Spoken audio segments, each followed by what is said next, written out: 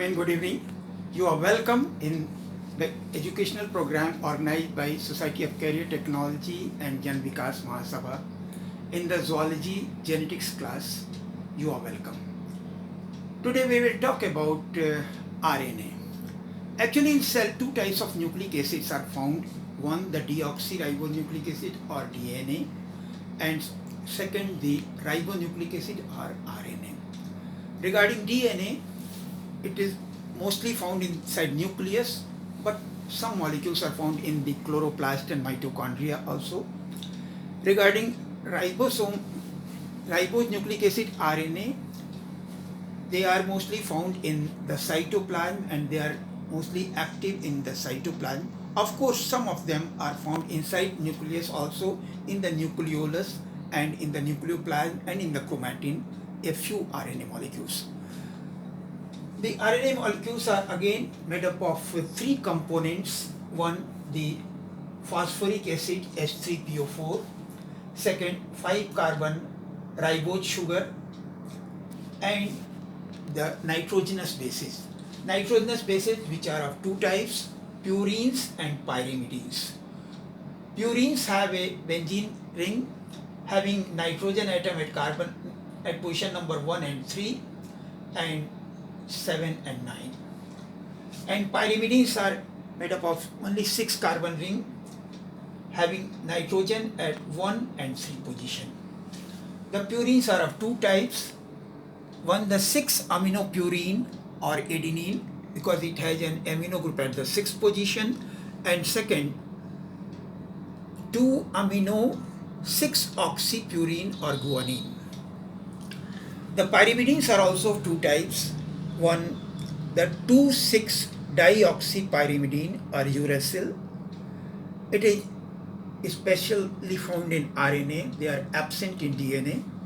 And second is 2-oxy-6-aminopyrimidine or cytosine.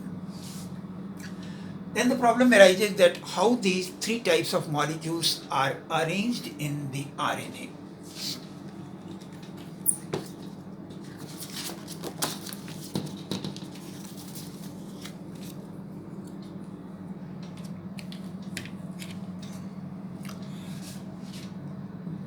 The ribose sugar, carbon number 1, binds with a purine at 9 number nitrogen. The combination of a sugar and nitrogenous base is called nucleoside, and a combination of nitrogenous base, sugar and a phosphate is called a nucleotide. RNA is also a nucleotide, polynucleotide, but it is different from the DNA in the sense that in DNA it was regularly double helix. In RNA, for most of the portion it is single stranded, but at certain places it may get folded to form some paired area in which complementary base pairing may be there. But Chargaff's rule found in DNA is not applicable for RNA. In Chargaff's rule in DNA, the amount of adenine was equimolar to the amount of thymine.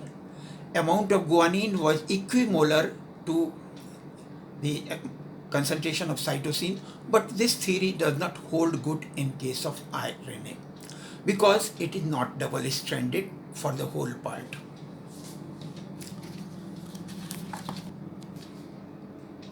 It is a diagrammatic sketch showing the position of different types of RNAs. Mainly 4 types of RNAs are there. One, viral RNA or nuclear RNA, and here there is a hnRNA, ribosomal RNA, and tRNA or transfer RNA. All of these RNAs are synthesized inside nucleus at the template of DNA, and after that they wriggle down through the nuclear pore and come in the cytoplasm. Of course, some of the RNA are located in the nucleolus also, the ribosomal RNA, and then they come out and become a part of the ribosome.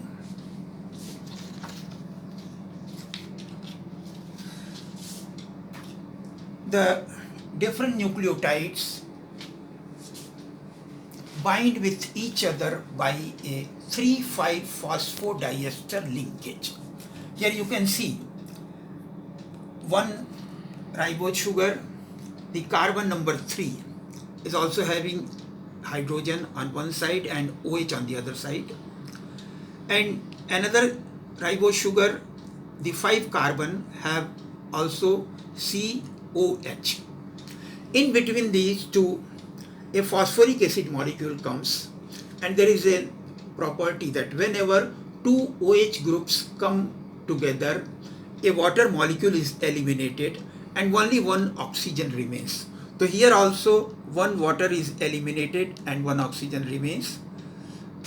The carbon number 3 binds with ester linkage, and here also the other end of the phosphoric acid binds with the carbon number 5 of the ribose sugar. So it is called 3,5 phosphodiester linkage.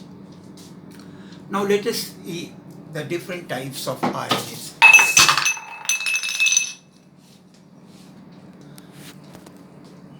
So let us come to the different types of RNAs found in the cell.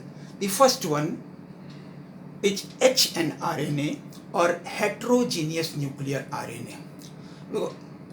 It is transcribed inside nucleus at the template of DNA and travels through the nuclear pore, come out in the cytoplasm.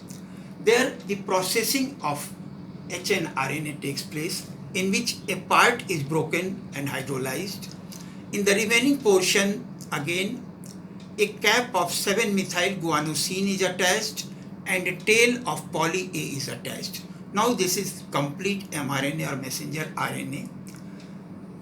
In case of eukaryotes, split genes are found, in which in the mRNA we have exons, which are functional genes, and in between them we have some intervening sequences or introns. They do not take part in the translation or protein synthesis part. So at the time of functioning, the lateral budding takes place. These introns are removed.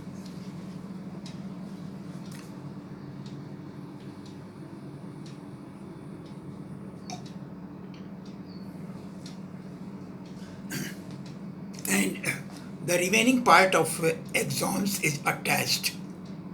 This process is called splicing. This mRNA brings the information of genetic code or triplet code from the nucleus to the ribosomal platform. The detail about its functioning we will study later on in the chapter of protein synthesis. The second type of RNA are the ribosomal RNA, which are found inside ribosomes. Ribosomes are also of two types, in three types. They are in prokaryotes we have 70S ribosomes, in eukaryote we have 80S ribosomes, and in mitochondrial and chloroplast ribosomes we have another category of ribosomal RNA. So here in 70S ribosome at above 30S subunit, 50S subunit. In the 30S subunit we have a 16S ribosomal RNA and 21 types of proteins.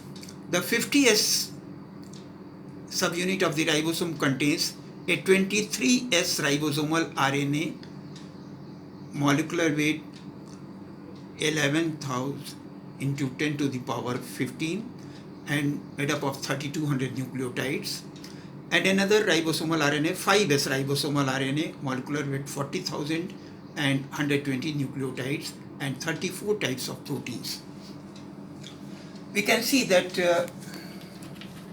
RNAs, some of the portion are single stranded, but some of the portion are double stranded, in which complementary base pairings are there. It has been found that this type of paired portion remain near the surface of ribosome, whereas the unpaired base portion remains inside in the ribosome. And it has been found that the